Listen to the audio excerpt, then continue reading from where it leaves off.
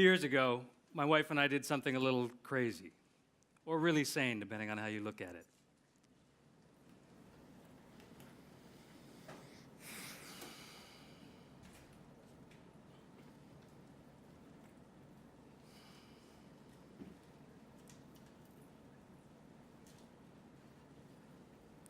That was just 18 seconds of silence. That wasn't a glitch or me freezing. What if I told you my wife and I spent 18 months in silence? Not because we'd had some epic marriage argument. We actually chose to do this. So why in the world would anybody do this? For most people, this sounds like a nightmare. As the saying goes, my mind's like a bad neighborhood. I don't like to go there alone. We live in a culture where silence and solitude are literally the worst form of punishment. Once you're in prison, you have to do something bad there to get put into solitary confinement, which is kind of crazy if you think about it. Alone in a room, you're actually really safe. No wild animals, no one can attack you, no car accidents.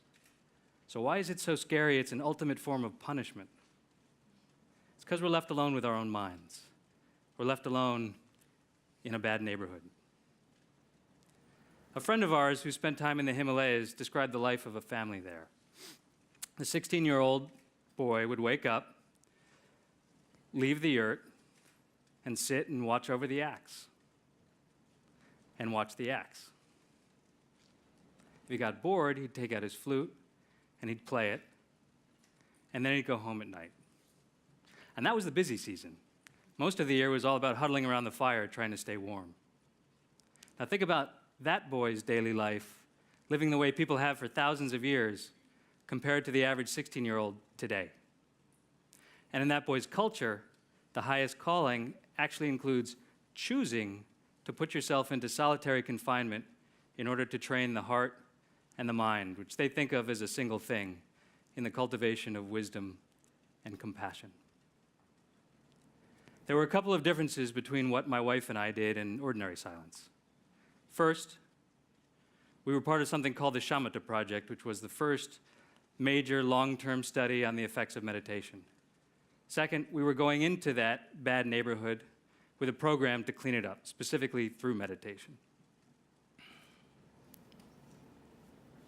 If you'd asked me 15 years ago if this is something I'd ever do, I would have said no way. My wife and I were your typical overbusy, striving professionals living in New York City. We started this when we stumbled on this article by Daniel Goleman in 2003, and the book he'd just written, Destructive Emotions. I was familiar with Goleman as a thought leader in the business community. And these pieces described an amazing partnership that was coming together between scientists on the one hand, with cutting-edge technology, and Buddhist monks on the other, practicing ancient forms of meditation. And if the early science was right, the premise that it was pointing to was quite profound. We've built a culture based on distraction and doing, and the pendulum is swung too far wide. We're so anxious to change everything around us, our car, our house, our neighborhood, our politicians, our iPhone, our spouse, our TV channels, our appliances. And some of this is good and important, except that we've forgotten the most important thing in the middle of it all. Everyone thinks of changing the world, but no one thinks of changing themselves. Or to take it to another level, personal change on a scalable basis is the real building block of lasting social change. I'd like to invite you to try a short exercise with me. This is a 30-second simplified version of a classic meditation called mindfulness of breathing. The goal is to focus your attention on the sensations of the breathing around the belly. Let the breath be natural, don't try to control it, and you can sit comfortably as you are, with eyes open or closed as you'd like. Ready, set, go.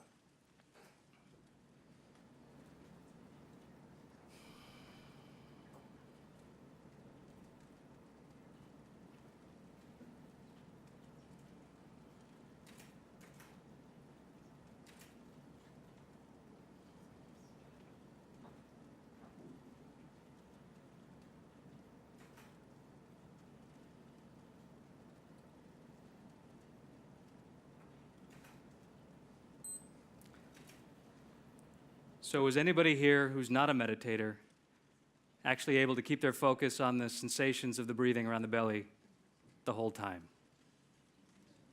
That's normal. Psychologists have known for a long time that within seconds, focus begins to scatter. This is such a seemingly simple exercise, but when you try it, it turns out to be so hard. The mind has so much potential. It's like we've been given this high-powered telescope that should be looking into deep space, except it has a lousy tripod, so it's wobbling all over the place and fogged and smudged and picking up all kinds of unwanted signal noise from TV stations. And it's the telescope we've had strapped to our forehead since before we were born. It's everything we know, so we take it for granted. We don't stop and ask, is it buggy? Can it be improved? When my wife and I started to practice, we tried to sit for 10 minutes. For me, it was torture. But we kept at it, and over time, we started to sense there was something really powerful here. And we spent time in the presence of highly experienced practitioners. These were like the Olympians of mental training. They'd spent tens of thousands of hours training the heart and the mind. And their presence was really striking. Maybe you've heard of the flow state. Athletes call it being in the zone, jazz musicians in the pocket. It's that experience of total engagement where you lose your sense of self, distractions fade away, and everything flows naturally at the height of your skills. They seem to live not in a temporary flow state, more like a permanent flow trait, with a kind of warmth and kindness, a radiant joy, and a humility that was very different from anything we'd seen before. How many people feel like they're really at their best in a kind of flow state at least half the time? The premise in that Daniel Goleman piece is that the reason we're so rarely at our best is that we've left the heart and mind untrained. We have fitness in our culture for the body, but we don't yet really have fitness for the heart and the mind. It was easy for my wife and I to dismiss these Olympians of mental training. Maybe they'd done something that was impossible for us. But over time, we saw friends transformed by the practice. We read commentary from across the ages, a lot of it secular, some spiritual, Eastern, Western, different corners of the globe, different centuries, and they kept coming back with the same results.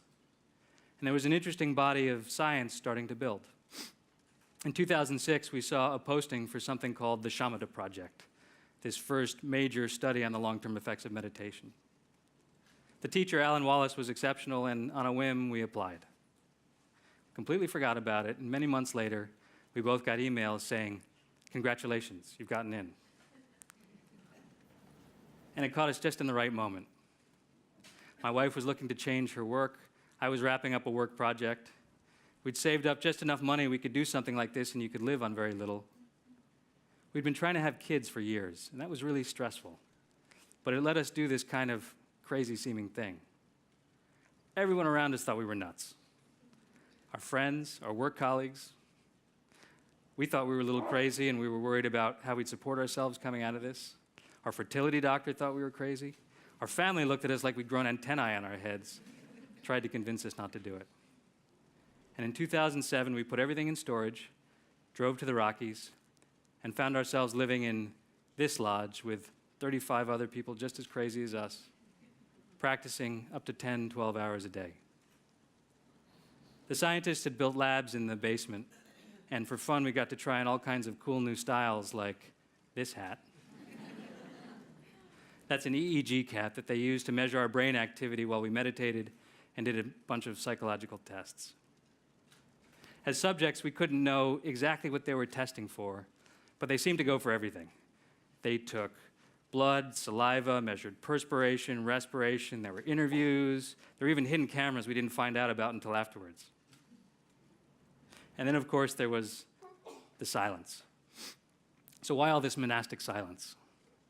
The answer is these practices are really hard. When you're in retreat like this, you're basically taking apart and rebuilding aspects of the mind. It's like mental surgery, and silence is like the clean room. One of the things you're trying to do is let the mind settle out like a snow globe. And even a minor conversation can stir it up, like shaking up that snow globe. So I have to admit, we weren't in total silence for 18 months. We spoke with the scientists for their work, with our teacher every 6 weeks or so, and we took a couple of short breaks, like this one, where my parents came for the weekend from New York. One of the questions they asked was, how do you know these practices work?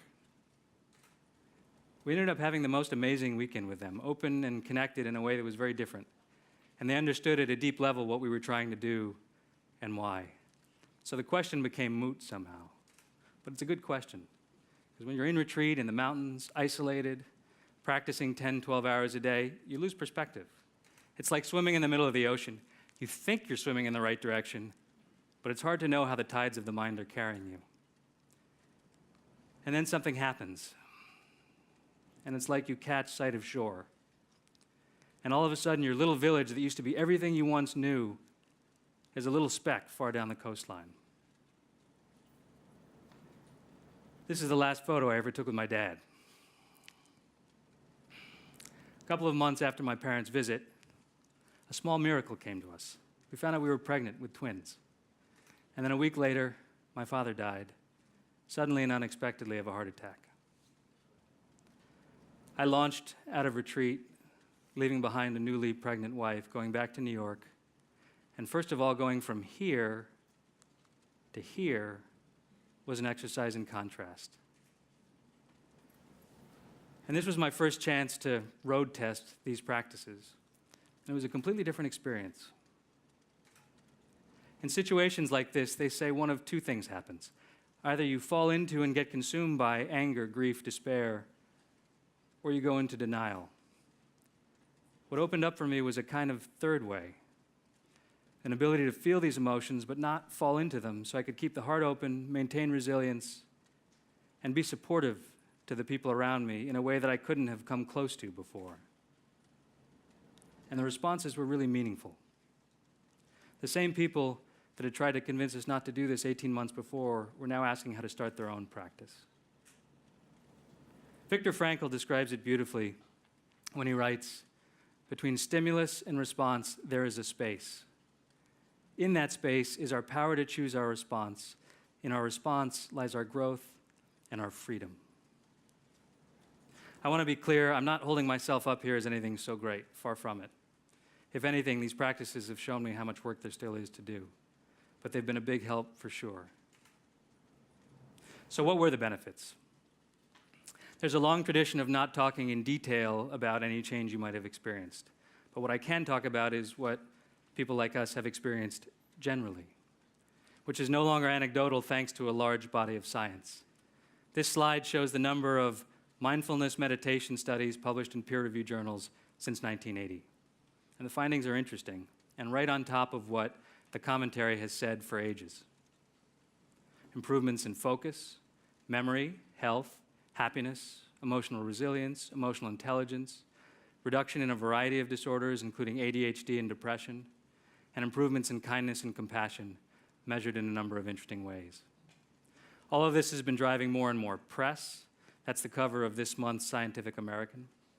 And it's been going mainstream. Athletes have been tuning into it, schools. How many times a day does a teacher say, "Pay attention," but they don't teach you how? There's an epidemic of ADHD in this country and drugs being handed out. Few people realize that meditation is actually more effective in most cases. British Parliament has been holding meditation sessions to kick off policy proposals. It's been moving into prisons, into the army, into the military, both for stress in the field and for post-traumatic stress disorder. And companies have been training their employees. It's been amazing for us seeing how fast all of this has gone mainstream. But in something gained, there's the risk of something lost. These practices come out of traditions that have as their foundation ethics and a positive motivation. Can they keep going mainstream and maintain that core, authentic aspiration? And the big question with all of this might be, so what? Who can take 18 months? But that's not what really matters. Studies are showing that 10 minutes a day has a big impact on the brain, on the body, on how we experience the world. I'm a long way from that mountain retreat now. Like many people here, I have a busy job, a long commute. Happily now, we have twin daughters. And And I worry about their growing up in a world so full of distraction in ways that aren't so good for the heart and the mind. And they're old enough now they can join us in the practice. So I'd like to ask you all to try this. 10 minutes a day, the gift of silence for training the heart and the mind. Here's the average American's day. Here it is with 10 minutes of meditation.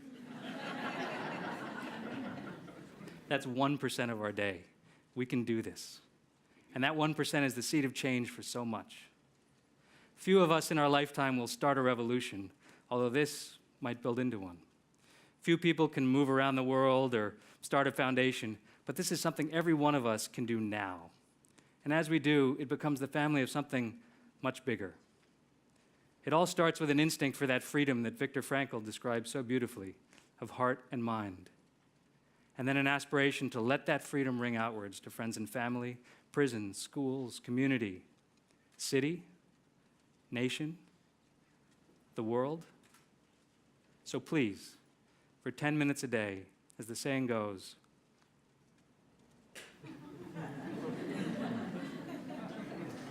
thank you.